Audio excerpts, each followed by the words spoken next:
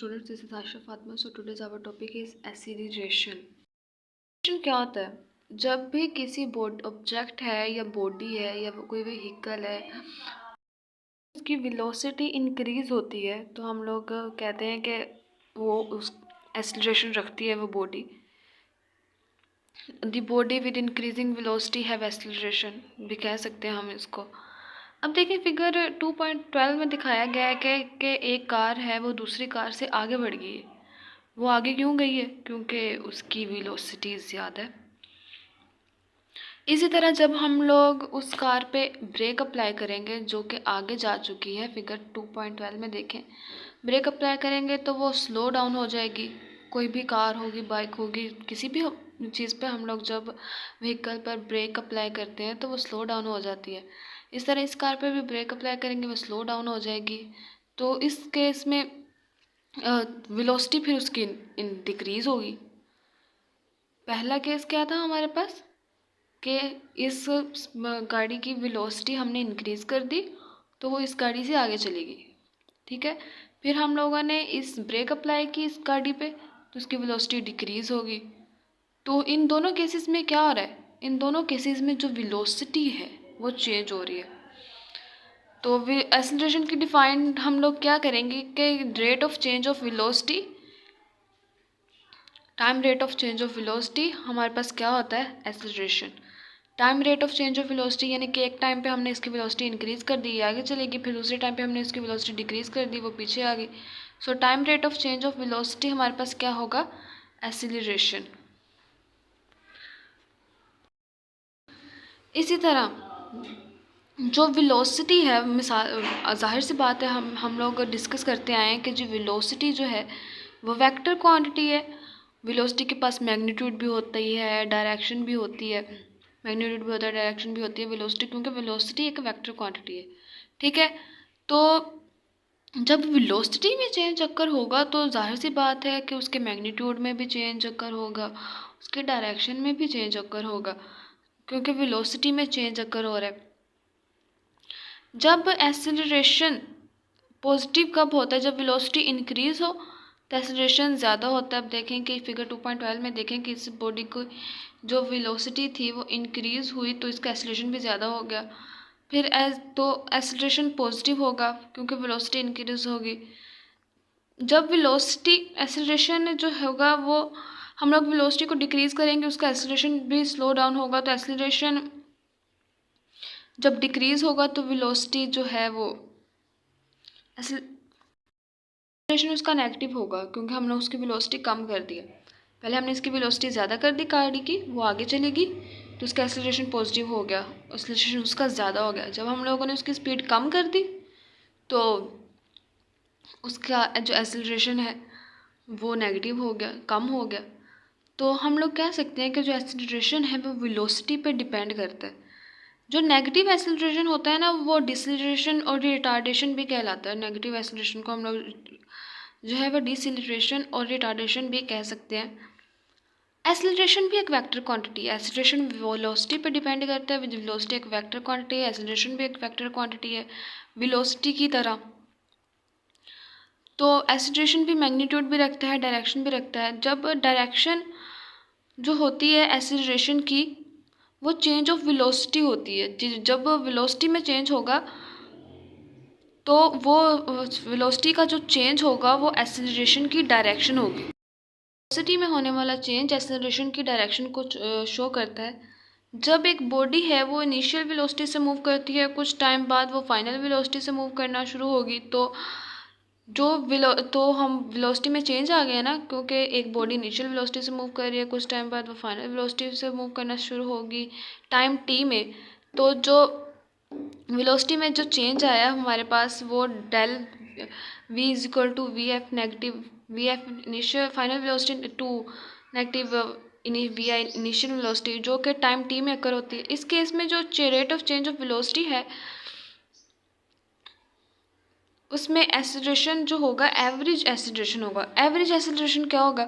क्योंकि final velocity का acceleration और इनिशियल वेलोसिटी का एक्सीलरेशन दोनों एक्सीलरेशन क्या हो गए? Average acceleration. ठीक है.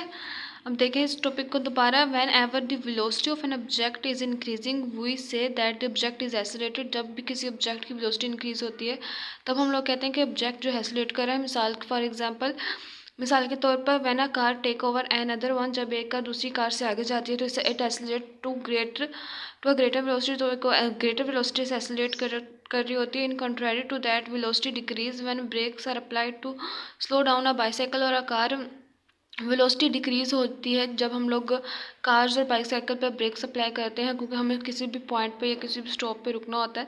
In both cases a change in velocity occur, इन दोनों केसेस में जो वेलोसिटी के में है जो चेंजेस अकर होंगे।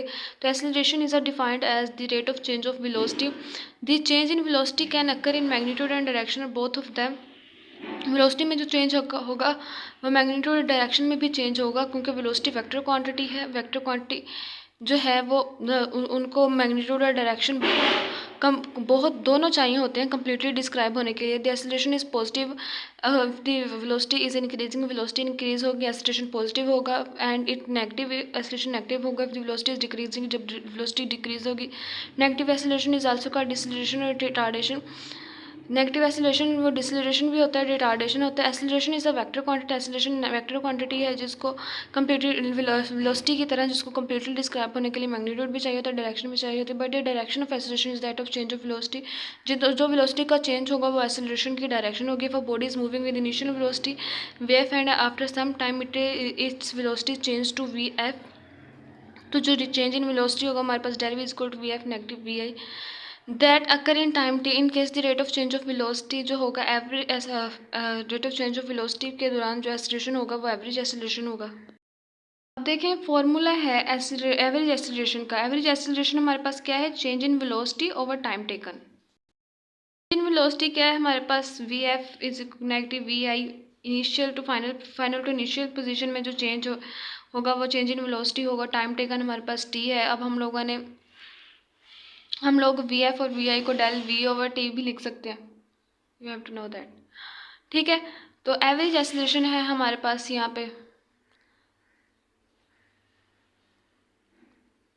हम लोगों ने इसका यूनिट निकालना है। वेलोसिटी, ये चेंज इन वेलोसिटी है। वेलोसिटी किसके इक्वल होती है, डिस्प्लेसमेंट ओवर टाइम। डिस्प्लेसमेंट किसके इक्वल होता है, मीटर के। टाइम किसके इक्वल होता है, सेकंड के। तो जब हम लोग सेकंड को ऊपर लेके जाएंगे तो मीटर पर सेकंड आ जाएगा। तो ये जो हमारे पास चेंज इन वेलोसिटी है उसका जो यूनिट आ गया हमारे पास मीटर पर सेकंड आ गया। और ये जो टाइम है हमारे पास, टाइम का यूनिट क्या होता है, सेकंड। ये टाइम जब ऊपर जाएगा तो वो पर सेकंड बन जाएगा। तो पर सेकंड और पर सेकंड पर मीटर पर स्क्वायर हमारे पास जो है वो एक्सीलरेशन का यूनिट आ गया, ऐसे यूनिट ऑफ एक्सीलरेशन, ठीक है। तो एक्सीलरेशन कांस्टेंट कब होता है, तो हम इस जो इक्वेशन है हम लोग इसको ऐसे भी लिख सकते हैं, acceleration is equal to V F negative V I. Acceleration हम लोग लिखते हैं V F negative V I over T. Acceleration जब कांस्टेंट होता है हमने वो वाली इक्वेशन लिखनी है। तो टी इधर जाके एक्सीलरेशन के साथ मल्टीप्लाई हो जाएगा, तो वी एफ नेगेटिव वी आई। अब देखें ये चेंज इन वेलोसिटी है। इनिशियल और फाइनल पोजीशन में जो वेलोसिटी है उसमें उसको में चेंज को शो करवा रही है ये वाली इक्वेशन। जब वेलोसिटी चेंज होगी तो एक्सीलरेशन भी चेंज होगा।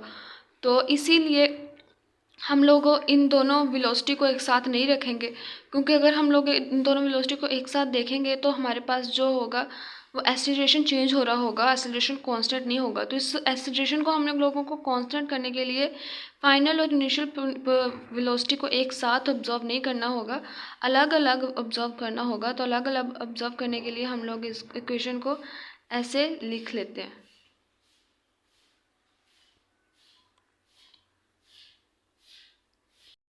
इक्वेशन होगी जहाँ पे हमारे पास एक्सीलरेशन जो होता है वो कांस्टेंट होता है, ठीक है।